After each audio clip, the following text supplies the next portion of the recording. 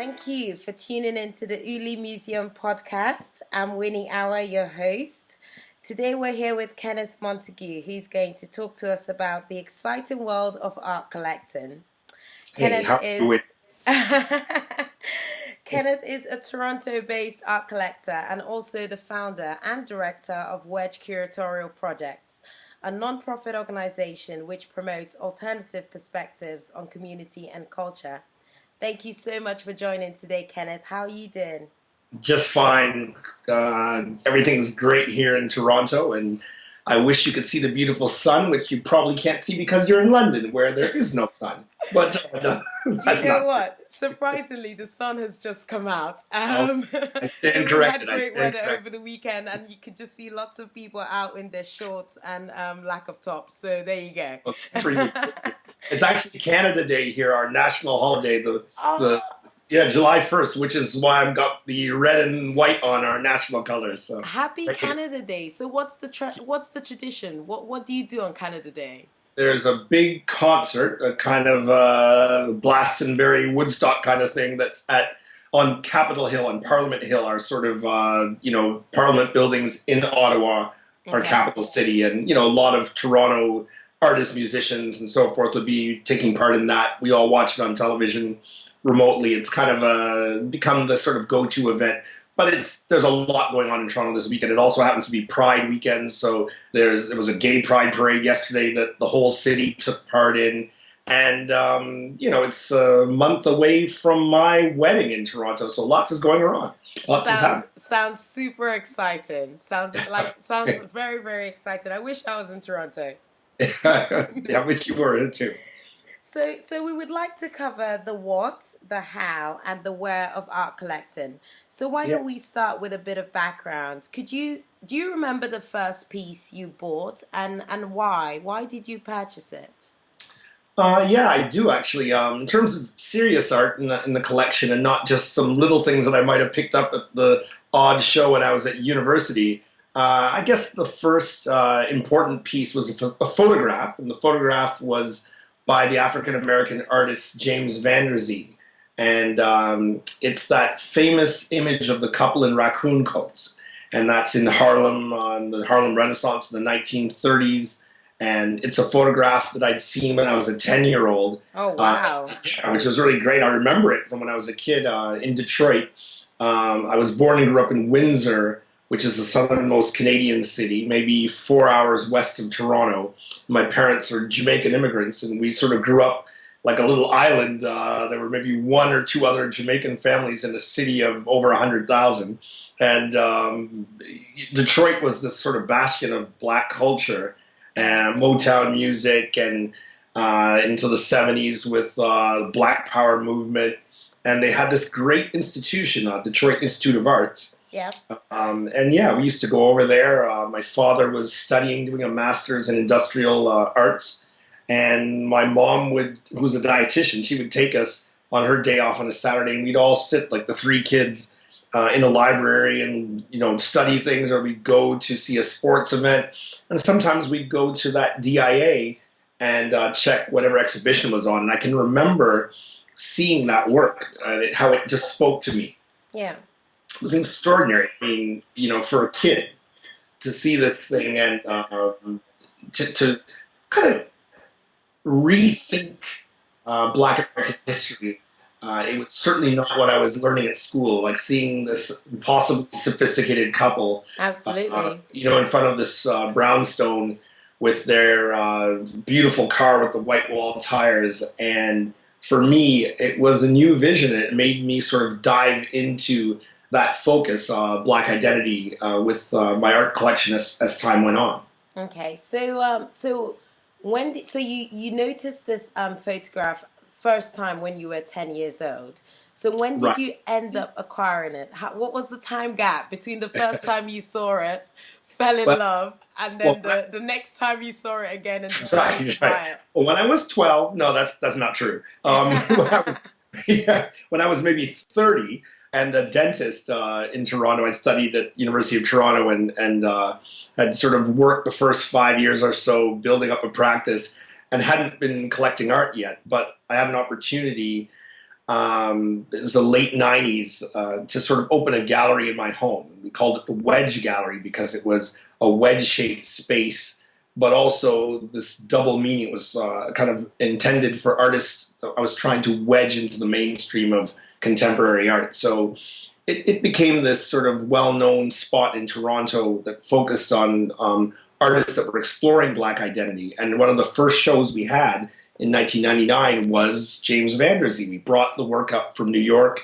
His wife survived him, and we brought Donna Mussenden Van Der Zee to Toronto. I chose maybe 20 images from a catalog. We had them printed up. At that time, it was a commercial gallery, and I was actually selling work. And one that I bought for myself was that beautiful image of the couple in raccoon coat. So it kind of came around in a very organic way as I sort of moved into selling art and then ultimately into curatorial work and becoming an art collector myself. Amazing, absolutely amazing. Uh, what I'm getting from that is it sounds to me that you obviously passion plays quite a huge role in what you choose to collect. What do you think is the best strategy in terms of collecting? I'm talking about having a passion for something that you've seen that's spoken to you versus an investment. That's a very good question. You have to take your collection seriously, and so you have to think about it from a monetary point of view. You can't be foolish with money, but on the other hand, that's never the first issue in my mind. It's never the first thing I think about. For me, it's purely passion, and I am the type of collector that still has early works that really don't have much monetary value, but they have a great deal of nostalgic importance for me. And I think that every object, every artwork you collect kind of builds on itself if you're passionate about it, and it becomes something that, resonates with other objects and artifacts. And in the great kind of lineage of your collection, all of the works are important. It's a funny thing, this collecting for passion. It's got a knows no bounds, but you have to be, of course, tempering your collecting with the fact that you should be responsible about the money that you spend on art. So you have to do your research, but passion all the way is the number one for me. Not investment or financial issues around the work. Okay. So then now we're on to the subject of money. What should so I'm looking at a budding art collector. Yeah, What yeah. should be the average budget if you're looking to start a collection? That's a tough one to start out. It really depends on your income level, but for the majority of people, when you're going to buy something that's original, you're going to have to jump into the 500 pounds and plus sort of range. So I would say that's probably where you start. And when you start getting up over 1,000 pounds, now we're talking about art that, in some ways, is going to have a certain level of quality, and Mm-hmm. there'd be a certain kind of let's call it a frame, not literally, but a frame within that work that is going to sort of position it higher than kind of a reproduction or something that you're going to see for sale at an IKEA. I mean, you're getting something that may be one of a kind in the world, if it's a painting or sculpture, and if it's a photograph, it's probably going to be a limited edition print.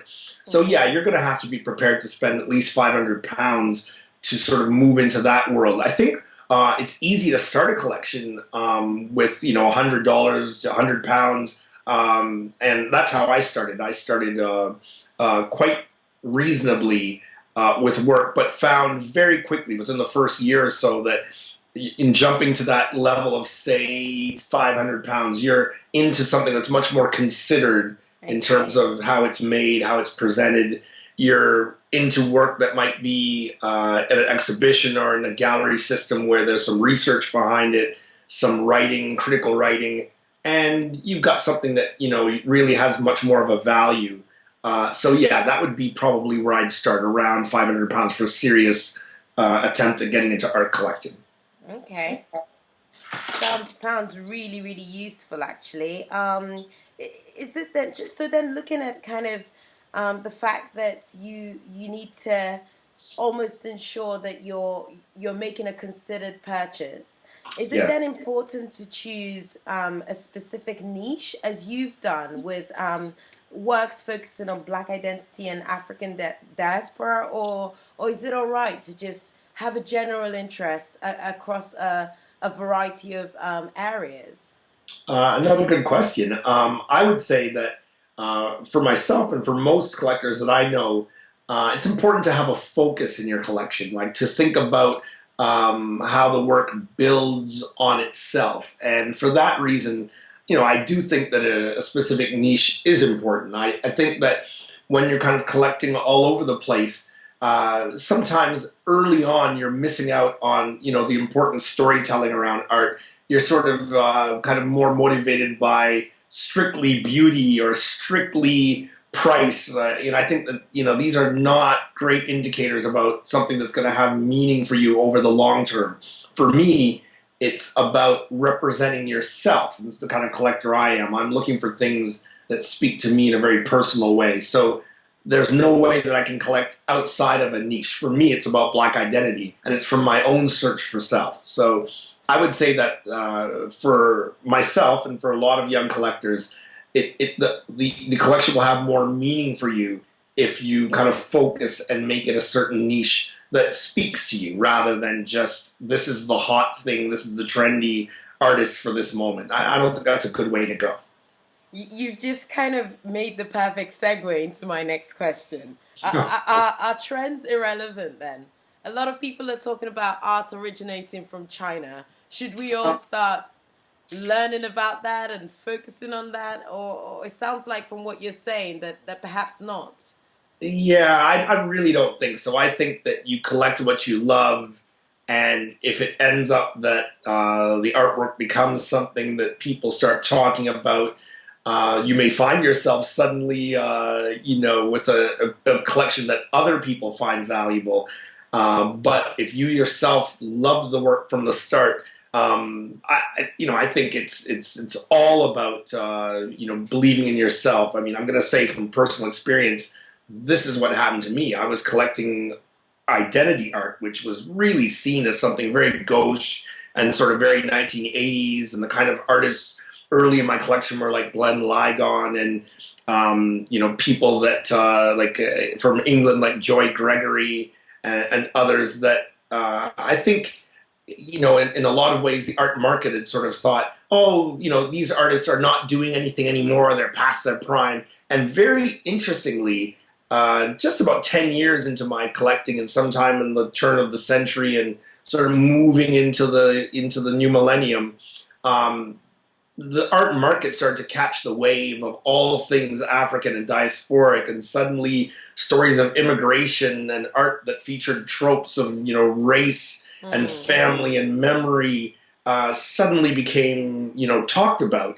And then in America, the new president ends up being African American, and suddenly there's a political aspect to this. And suddenly artwork like from West Africa, for instance, from the 50s, that was a big part of my early collection, Seydou Keita, Malik Sidibé, Samuel Fosso. Suddenly that work was really valuable. I was buying this work when it was very affordable, and I can remember the moment when it exponentially sort of shot up in value, and suddenly everyone wanted to talk about Africa. And the same thing happened for the work that was diasporic, like Joy Gregory and other works, that I'd seen through Autograph and organizations like that in London.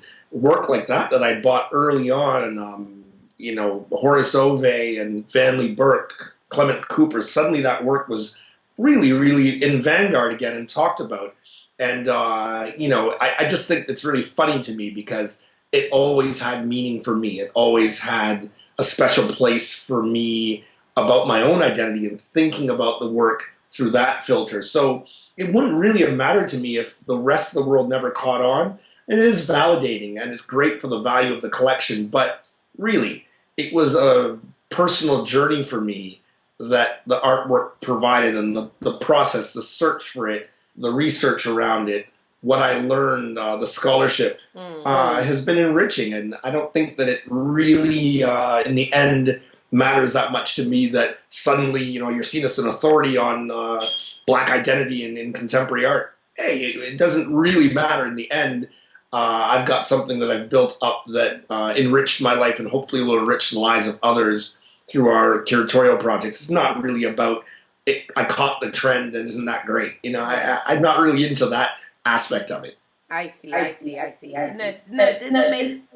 this makes it makes a lot of sense to me. As somebody who's looking at starting a collection, it Right. kind of just a lot of the times you read the Financial Times, they talk a lot more as art as an investment or as an asset, etc. And it can, once it has that kind of weight to it, it almost delays your activity because you want to make sure you're buying something that is going to make investment sense. But it's actually quite comforting to hear your journey and to understand how it's just been for you a story almost, or perhaps a reflection of yourself. I imagine if you look at this over the years, it would be a brilliant story to tell the grandkids, eh? I'll work on having kids. Okay, grandkids. We'll see how that goes. We're a I little just I far just off. went for that one. I just went for that one. You So did. You so did. what else do you think a budding collector should consider? Well, it really, really, I think, will have more resonance for you, as I've said, if it's a personal expression. So Okay. you have to, I think, have the fortitude to um, read the journals, look at the art magazines, read the blogs, go to the art fairs, but still resist the trend and try hard to sort of think about collecting objects that are going to have meaning for you over time, not in year 2013, but moving through your life. Are you going to want to have a longer dialogue with that painting, with that photograph that you saw in that book or that journal, in that art show? Are you going to want to have that object in your home, in your life? Um, can you live without it is a question I always ask. Like, you should sort of embrace that obsession to collect and have it a part of your life if you're feeling that burning desire. But you really have to walk away, and that's a very disciplined kind of maneuver. It's something that took me a lot of time, but to sort of go to an art fair like Art Basel Miami or to Frieze and see something that you love, but be able to just sort of walk away from that thing, think about it, yeah, and then sort of like do a little research and then get back to it, rather than just going on that impulse. The impulse is good. It's what brings you to the table and kind of makes sure that you sort of are on the right track. But you can't jump the gun with something as sort of expensive as art. You have to really do a little research. If you lose the piece, there's always something else. All of us collectors, we all have great stories of, I could have bought that crystal filly, or I Yeah. could have grabbed that, blah, blah. And there's going to be another opportunity. I mean, I use that example because I can remember meeting Chris back at the end of the 90s, visiting a girlfriend in London who was at Chelsea, and, thinking to myself, geez, I'm looking at these extraordinary paintings. I hadn't really started collecting yet. This is maybe 1996. Yeah. I just was at that moment when I'm thinking, well, starting to buy photography. I'm going to be a photo collector. I don't really think about painting that much, even though my brain was saying, this is the most beautiful thing I've ever seen in my life. I'm also thinking to myself, that elephant dung, that's going to smell up my apartment, It was like, you could have got something like affordably that's now, hundreds of thousands of pounds. And, it's funny, like you go on and you'll have many stories like that if you, follow that process of, I've got to think about it. And on the other hand, you really know when something's special. And I've learned how to balance that. Now, if I saw an artist on the caliber of a Crystal Philly, because of the knowledge I have and the experience in terms of, just the eye that you kind of develop, I wouldn't let that go. I'd have to say, okay, I'll put this money down on this, reserve it for me, let me do some research rather than letting it go. I mean, Okay. there is a careful balance that you kind of learn over time, and that's the experience that you gain as a collector. It's not a process of just walking in and throwing money down. In fact, I think that that's been a real problem in terms of the art market and how it's been exploited, and in some ways doesn't really reflect reality. Sometimes money's just thrown at things without the consideration. So I don't really believe in that. Okay. All right, great. This has been really good in terms of covering the what. Good, good. Let's look at the how. Okay. What sort of process do you follow before you buy? You touched a little bit on it when you spoke about, maybe perhaps putting down a deposit and going away to do your research. But is there anything else that you do in preparation before you acquire a new piece? Yeah, great question. If I could sort of say summarize that answer, like summarize things into five sort of essential steps, I would say that firstly, you have to have that emotional response. So I would say the first step, surprisingly, is to kind of ask that question: can I live without this? If I moved on and I let this go, am I going to be regretting this? So the first thing is to really, really move past the, gee, that's beautiful, and wow, that's a really good value for that particular artist's work, and just think on a deeper level. Is this a artwork or an object that I can't live without? So that's the first thing. Like, is it special to you?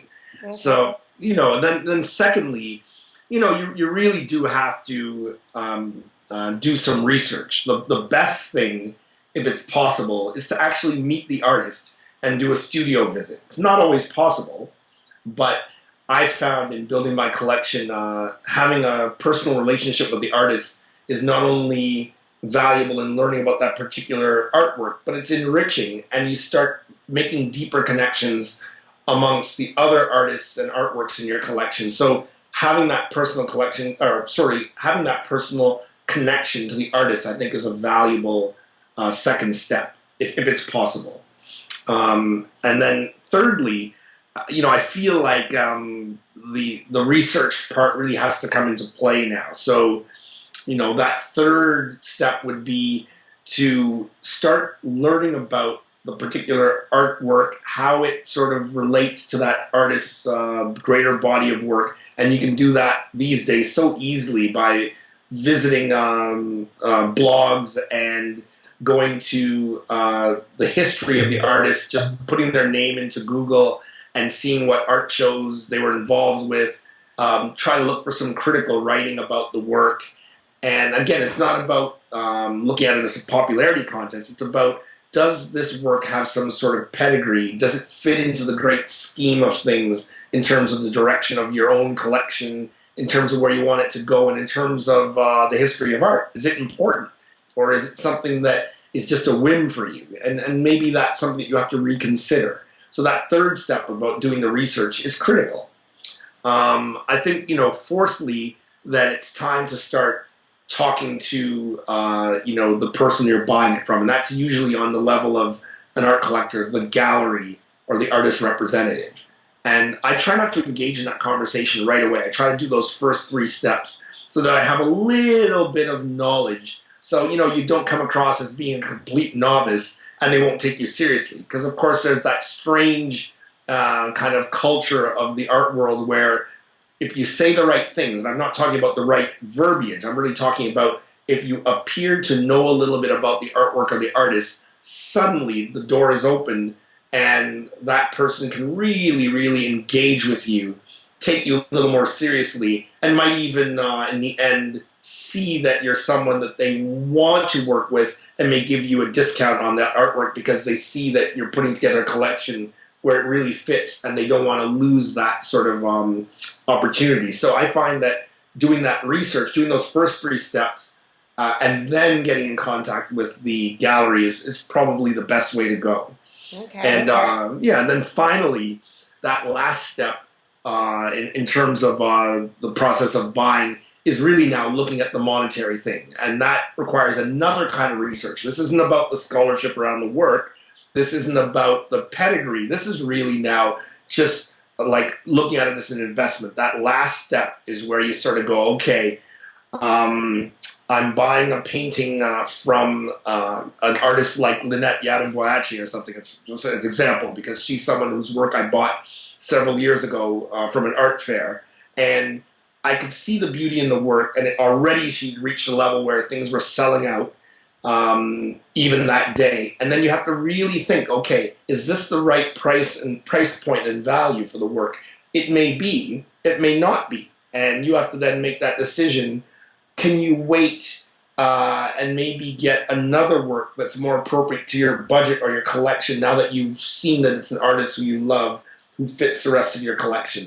So that's the sort of part where, you know, you've done a lot of research. You might even come to the art fair knowing this is the artist you want to collect. Okay. But or do you really reconsider? Because sometimes prices are adjusted in a way at an art fair or an exhibition where things just might be a little bit higher price than you might get if you had taken your time, done a little research, walked into the gallery later. You might miss something, but you might gain something in terms of getting a better value and maybe another artwork that's more appropriate to your collection. So you have to think about the money part, but I put that at the very end. I put the passion, I put the research, I see. I put the relationship with the artist, I put the relationship with the gallery ahead of looking at the price. So those are my 5 steps. Brilliant. I this is really good actually because I had heard previously about, you know, what you spoke of in the emotional response and the research, but not so much around the impact of the prep that you do before you speak to the gallery owners or before you speak to the artist representatives. I think that's actually really, really good nuggets of information, and also kind of the steps around making a consideration around the monetary thing. Do you buy in the art fair or do you wait and think about it and buy perhaps afterwards and pick up another piece of art that you may not have seen? I think that's actually that's a really good point. Do you think it's important to have an underlying knowledge of art or art history in doing all this? That's a good question.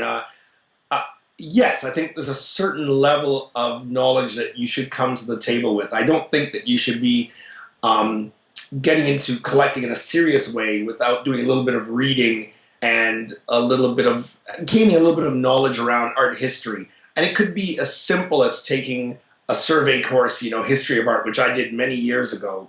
Though I'm a dentist, I sort of went back to university and did a night course just to sort of learn that kind of art history 101 that I never got when I was loading up my courses with science and so forth. So, yeah, for me, it was important to kind of know just the big picture on things. And I mean, that is in some ways a dangerous process because, as you know, a lot of the artists, for instance, in my collection around Black identity really weren't covered in a course like that. But it gave me a kind of a platform to sort of have kind of you know, to be able to relate to certain periods and to see the significance of a contemporary piece, which is what I'm interested in. Yes. In the great history of Western art, the great history of Eastern art, the great history of kind of world art, politics, fashion, music. You can see how it all kind of comes together. And it's very helpful for you in terms of kind of like moving toward your own focus. You need to have that background of the big picture of where it's all coming from. So yeah, I think that that's essential actually, like the underlying knowledge of art history. Now, a very specific period, I think that's only important maybe for a collector like myself who's focused on Black identity. I did need to delve in and learn some specific history around Africa, around, in particular, African Canadian culture. And for me, it was an important thing to learn also about the politics, the civil rights movement, the legacy of slavery. All these things kind of will then be important for you to have at hand in terms of looking and seeing the deeper meaning in art. When I think of artists in my collection like Kara Walker, or you know, someone like Glenn Ligon, or an artist like Barclay Hendricks, if you don't really have that specific history, you're not really going to be able to see the significance of the tropes, ideas, the color, the subject matter, even the sometimes the scale of the work and why it fits into a particular series or body of work. I mean, you need to know why that artist made that choice, what's behind their own politics, and I think that having the history is essential for that process. So it's not just trying to understand or interpret a particular piece of work on its own, but it's having the bigger picture, to kind of almost bring the whole thing to life. Yes, I agree. Yeah. Yes. It's really interesting actually. I was in a talk by a sculptor from Nigeria. His name is Fidelis Odogu, and he was speaking about how artists from Nigeria focus on telling stories, on using their work as statements, social statements. In some scenarios, even speaking up against the dynamics of say the government or the social scene or what's happening to people in terms of their lives or poverty or whatever. And I guess if you don't know all that, or if you're not from Nigeria, if you haven't read up, it can be a little bit misplaced. So I kind of see how Yes. that links together. Agreed. And there's a danger to that because then you're sort of putting something maybe of yourself on the work, which might be fine, but maybe not what the artists themselves intended, and that's problematic when you have a collection and you're sort of maybe putting it through your own filter. That's fine, but it's you need to know what the original intent was, and then you can sort of do that kind of curatorial play where you say, okay, I bought this work because it relates to this in my collection, even though the artist's intent was blah blah. I think it's just important to know what was behind an artwork. You have to have the history for that. Okay. And in terms of relationship with artists, do you always have studio visits, or is it just, I suppose the age of the internet makes it a little bit easier to correspond with artists, but Yeah, is that I mandatory? yeah, I think it's really important. Whenever possible, I try to connect with the artist, and you can do it more easily these days, even with Skype and with email. But I think when you can, having that connection with the artist makes the art more special for me, and I think that you also learn some things that you'll never read about. The very sort of fine print kind of history about the work, the interesting little anecdote that you can then discuss when you tour people through your collection or when you lend a work to an institution, as I do regularly with my Wedge collection. Yeah. It's really great to know that the jacket that Jean-Michel Biscat was wearing, in that image that was done by Van der Zee was not his jacket, but that Van der Zee was upset when he came in the studio to see this guy that was all rough looking with his hair looking all wild and had paint on him, was coming from his studio, and kind of in his generation, as an older African American, he thought, like, this ruffian is showing no respect coming to my studio to be shot here, and like, not so he had the guy that Jean-Michel was with, give him his jacket, and yeah, that's better. You put on a jacket as a prop, and come correct when you come to my studio. And you don't know those things until you talk to, in that case, the estate of the artist, the wife, and she told me that story. I mean, like, for me, understanding those little anecdotes makes you have a deeper appreciation of the work and actually adds to history and scholarship around the work. It's brilliant. It sounds like it's so much more revealing. Absolutely. Yes, it makes I suppose the purchase a lot more valuable than if you Yes, were just you. buying it off the shelf in an art fair in a gallery. So how many pieces do you typically acquire in a year? Oh, maybe 5 to 10. Not 50 to 100 like some of these collectors. It's beyond my budget. Plus, you change as you get older and you begin to have a little more restraint. So yeah, I would say 5 significant works I might buy in a year now. Okay. And has there been a change in your collecting habits? in comparison to where you started? You mentioned that perhaps you're a little bit more considered now, but in terms of style or has there, if let's say I was looking at your collection to date, do you Yes. think I'll be able to discern a noticeable change from, say, when you bought your first couple with the raccoon versus now? Yeah, that's a great question. Lots has changed. Even though I'm still working within this envelope, some would say a very narrow niche of Black identity. The work has changed considerably as I've evolved as a collector and curator. So, for instance, with photography, I used to buy very straight portraiture. In other words, those images that were early part of my collection from, say, West Africa, like Seydou Keita, that work's still very important and valuable to me. But I'm much more interested now in work that's more conceptual, and sometimes that extra layer of, of kind of, let's say, if you just hang on for a minute, Winnie, I'm going to just start that last part again. Of course. Sorry. So I would say again that, as a collector, everything you collect is important throughout your evolution. But I personally can feel a great change that's happened from my early acquisitions to where I'm at now. And that change is really around, in the case of my collection, with Black identity being the focus, a move from very sort of straight on portraiture to more conceptual work. And I think that happens as you read more and more, in my case, around identity, and you start to think about the writings of, cultural theorists like people like Stuart Hall and so forth.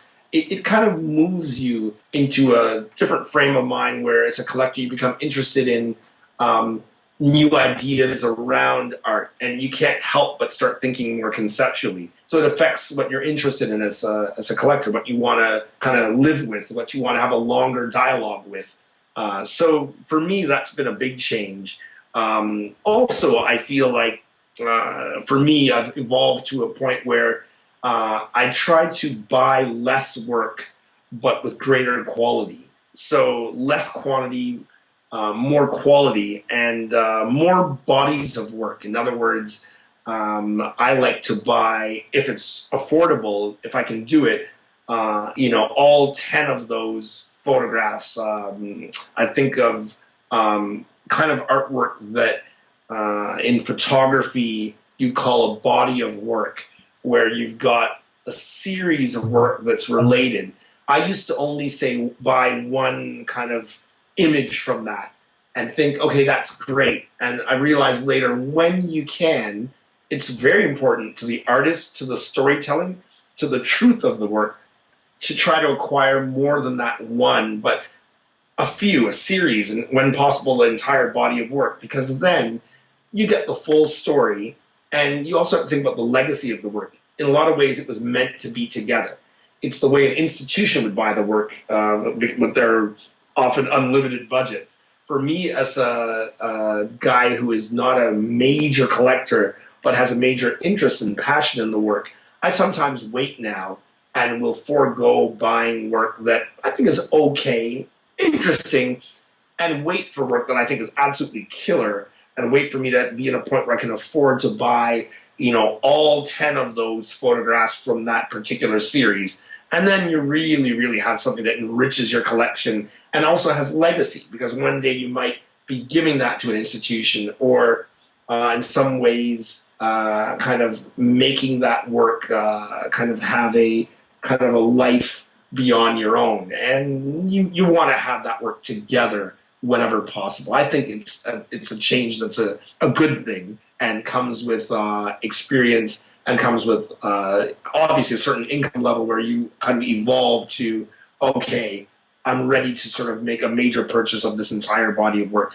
I don't do that all the time. I can't afford to, but it's my goal now when it's something that I've researched and I've thought about. It's where I want to go.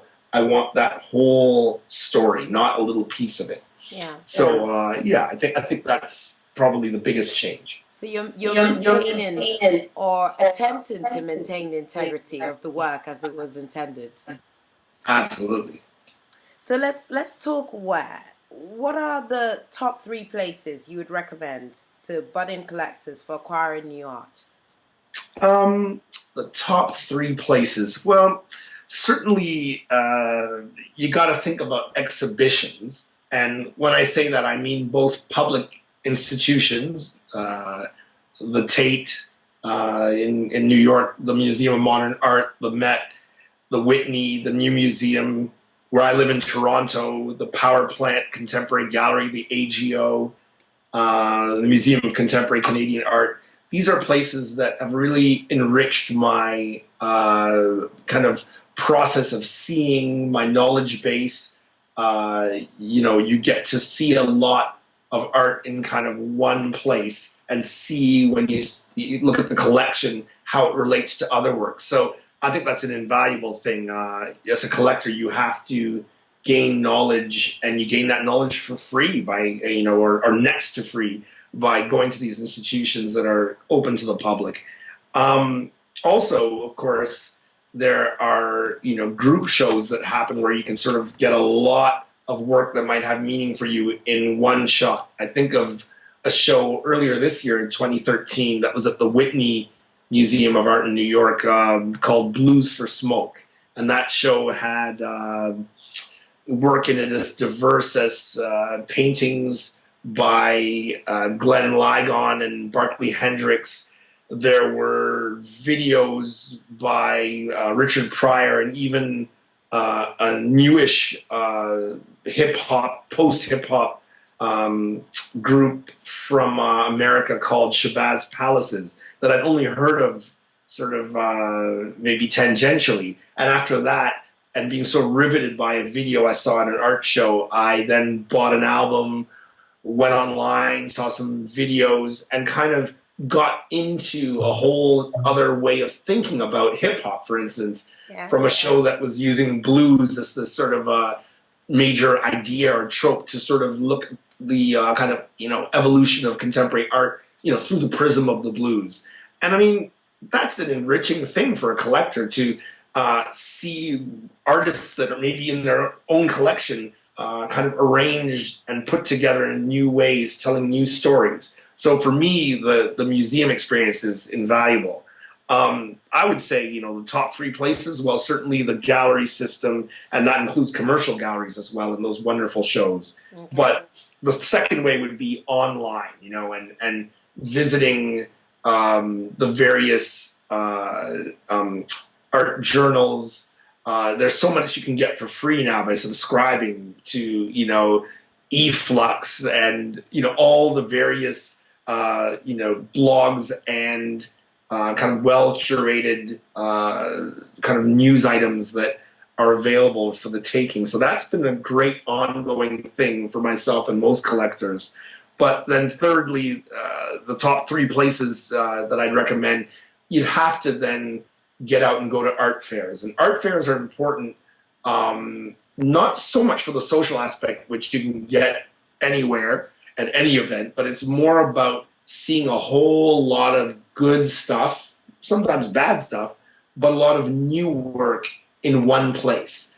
Catching kind of where the market is at, seeing where things are headed, and putting a kind of a value monetarily on your collection, which is important as you kind of evolve that collection. So I think it puts things in perspective going to an art fair. And there are special events that happen at art fairs like no other place, where you might see a performance piece from an artist who you love, or you may have that kind of confluence of music, fashion, and, say, contemporary art in an event that you still may be thinking about, months later. Art fairs are important for kind of the spectacle of contemporary art. So I have to say my top three would be visiting galleries, going online and using the resources that are available there, and then actually going to art fairs where you can see a lot under one sort of banner.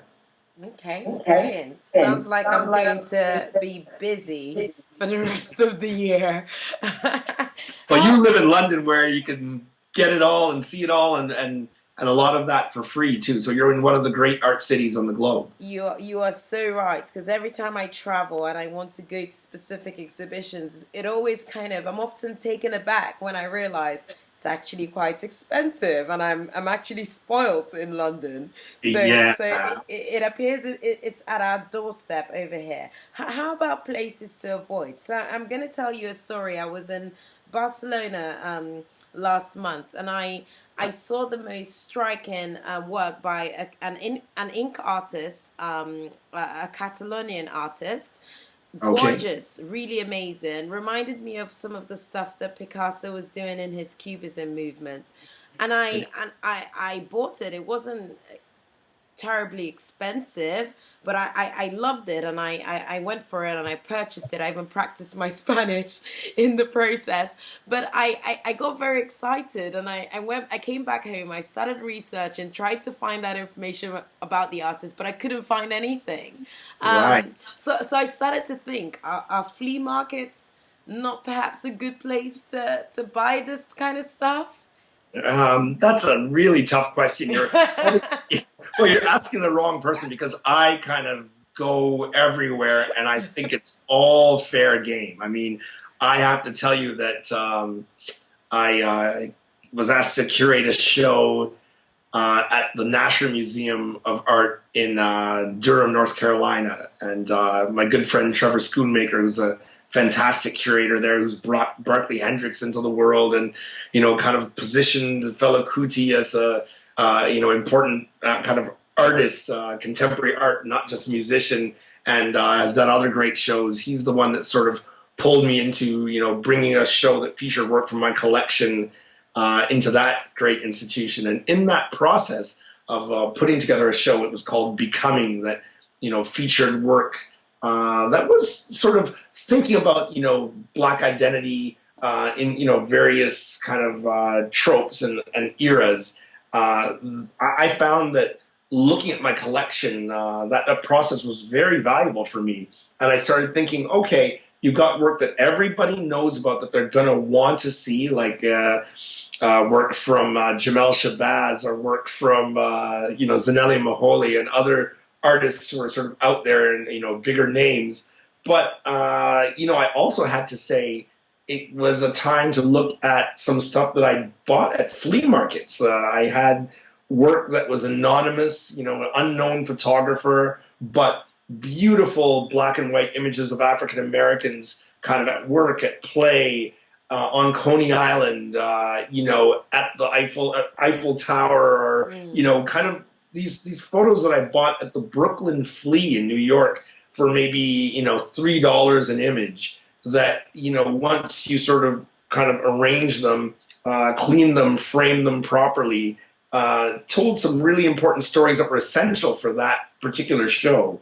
I also saw work that were these old snapshots I got at a kind of a yard sale, that all it said in the photo album, this 1970s album, was Nassau 1973. And it was just snapshots of, some women at a party. They were like maybe early 20s, hanging out. A couple of them had children. They were sitting on the bed, holding their babies, just doing stuff that made me think about my cousins in Jamaica, just hanging out in the 70s. And this photo album, I kind of opened out and put under a glass case, and just these vernacular photographs that were bought pretty much at flea markets and at yard sales had, I think, equally they had equal importance in terms of their value and their significance in that kind of storytelling on a show around being and becoming. So I would never discount the flea market in terms of purchases. Sometimes you find things that it's not so much like the Antiques Roadshow, like looking for that $1 million vase. It's more about work that really may not have a sort of a obvious value, but in the context of your own collection, it becomes really important. Just a week ago in Toronto at a flea market called the Junction Flea on the west side of Toronto, a monthly event. I found a photo card, like an old kind of postcard image that had it was actually the actual photographs of a criminal. So it was from the Kentucky criminal system, and it was like a mugshot of a convict. So the frontal shot and then the sort of side view.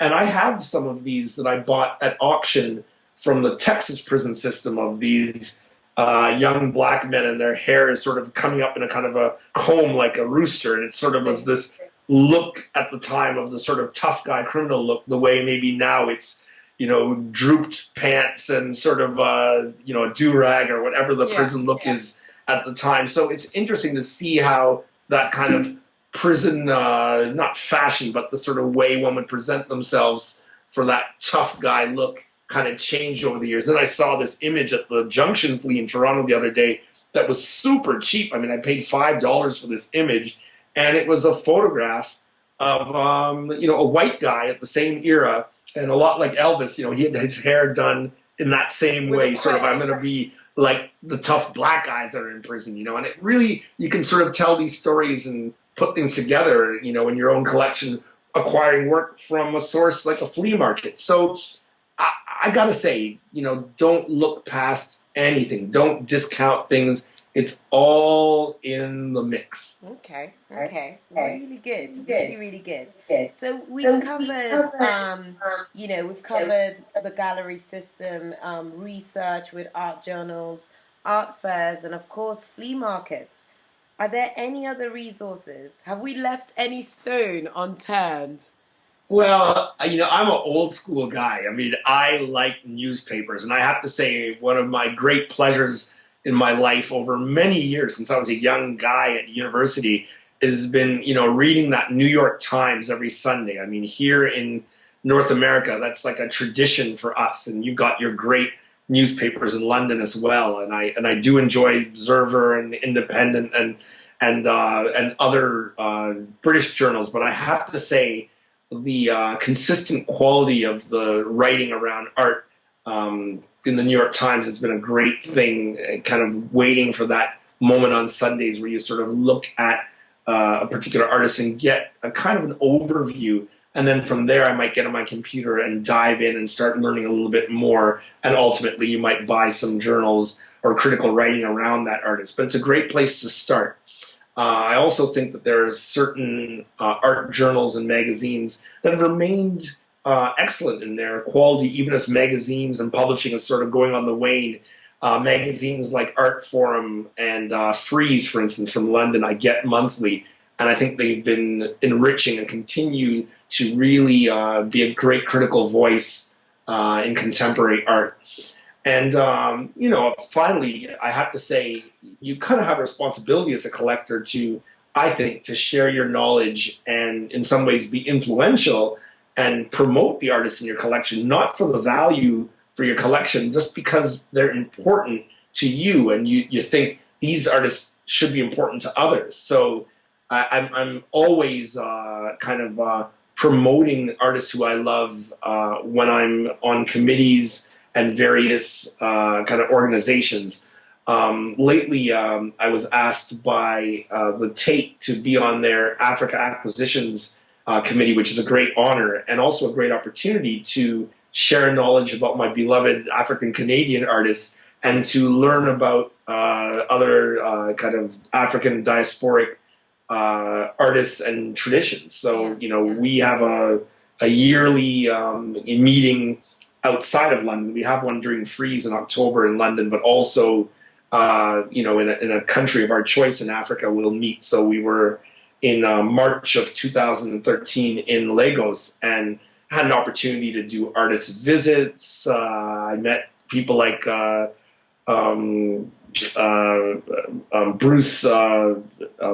Onobrekpea and doing studio visits with incredible artists like himself and meeting great collectors like Kavita Shelaram and seeing their homes. I mean, this was a kind of a great thing for a collector to sort of, see what happens in other places, how other people think about putting together their collections, to, learn about art in a very visceral way like that. And again, a week in a country isn't going to tell you everything, but it certainly puts you on a path of discovery where then it's up to you to do more research. For instance, I then went and bought work from some of the artists who I'd met. I also, am considering doing a show here in Toronto with contemporary Nigerian artists, and these ideas weren't in my head until I saw firsthand what was out there. And you don't get those experiences without putting yourself out a bit. So that, at an art fair, I met the curators at the Tate, who then were introduced to my collection and then contacted me and said, hey, we'd like you to be part of this. So that wouldn't have happened if I hadn't gone to a particular art fair. These things are important. It's all coming around in a circle as you sort of move through your own journey with contemporary art. Amazing stuff. I'm beaming when you mentioned Lagos. What did you think of Lagos? Oh, I loved Lagos. I mean, for me, there was a certain familiarity being of Jamaican descent and spending so many summers growing up in Jamaica. You really see that not everything was lost in that, terrible story of slavery. So many Jamaicans carry with them expressions, body language, traditions, even I think in some ways a kind of a philosophy that comes from our ancestors who are mostly from West Africa. So I saw, when I went to the marketplace, scenes that were wildly familiar to me, going to the marketplace in Kingston, Jamaica. So for me, making that connection in a very kind of honest and visceral way with Nigeria and Jamaica was really important for me, and an eye-opener. And then further than that, it was incredible to see some of the contemporary works that are coming out of Nigeria that I thought, blew away a lot of the stuff that I see, happening in Canada. So we get very insular in our own countries, thinking, oh, yeah, we're on top of it here. And then you go to a place like Lagos, which is just, an incredibly vibrant and sophisticated city, and you think, wow, we don't have anything on this place. So, I mean, I saw, art, fashion, music, and in some ways even kind of like social kind of events that kind of moved me and made me think, this is really a city of the future. And I think that, personally, I have a love of giant cities, mega cities like Lagos and Mexico City. And I'd been to Mumbai with my fiance the year before, and there were some comparisons I could make with a city of that scale. And you start seeing, the highs are so high and the lows are so low in terms of how people live, with money, in poverty, how, traffic becomes this sort of great equalizer, between rich and poor people, how you just have to kind of move through, a place and it can't not affect you. You really felt that the people I met in Nigeria that were from Lagos traveled at a different speed than the people I met from the country. It was kind of a real eye-opener and reminded me that, great cities, have their own kind of culture. Some of it is just based on the size of a place and how people have to interact. So I loved Lagos, and I'm eager to get back there and, delve into it a little deeper. Amazing. And I hope we can connect when you're back in Lagos. Just to finish off, and along the lines of what you've just been saying, a friend of mine, he's German and he recently moved back to Nigeria, or rather not moved back, he moved to Nigeria to pursue a business which he set up with a friend. He describes getting off the plane at Lagos as being alive. So Yeah. I think that that's a suitable place, a suitable junction to end our call today. Thank you so much. I feel like I've been enriched with information. I am sure that the subscribers of ulimuseum.com will find this super helpful and inspirational in kickstarting their own personal collection. So thank you so much. Really appreciative. You're most welcome, Winnie. I enjoyed speaking with you, and I look forward to big things from Uli Museum. Uli Museum forever. Yay! That's it. Thank you.